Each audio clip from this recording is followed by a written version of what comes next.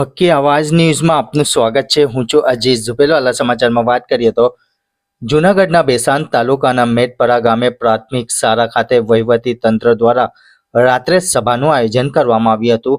આ તકે ભેસાણ વિસાવદરના પ્રાંત અધિકારીના અધ્યક્ષસ્થાને રાત્રે સભાનું આયોજન કરવામાં આવ્યું હતું। આ તકે ગામના લોકો ઉપસ્થિત રહ્યા હતા, જેમાં તાલુકા કક્ષાના મામલતદાર સાહેબ શ્રી, તાલુકા વિકાસ અધિકારી શ્રી, તાલુકા આરોગ્ય શાખાના અધિકારી શ્રી, વન વિભાગ, પોલીસ વિભાગ, આંગણવાડી વિભાગ, ખેતીવાડી વિભાગ તેમજ અન્ય વિભાગના અધિકારીઓ ઉપસ્થિત રહ્યા હતા, જેમાં પ્રાપ્ત અધિકારી શ્રી કીર્તન રાઠોડ મેડમ દ્વારા લાભાર્થીઓને કઈ કઈ યોજનાનો લાભ મળશે તેની વિશેષ સમજણ આપવામાં આવી હતી, જેમાં ખાસ કરીને રેશન કાર્ડમાં કેવાયસી તેમજ ફાર્મ રજીસ્ટર કરવાનો વધારે આગ્રહ રાખ્યો હતો અને જેમાં આરોગ્ય વિભાગ, મિશન મંગલમ તેમજ અન્ય બાબતોમાં ખાસ લાભાર્થીઓનું ધ્યાન દોર્યું હતું તેમ કાસમ હોતી દ્વારા જાણવા મળ્યું હતું। રિપોર્ટ રૂઝે બરાબર।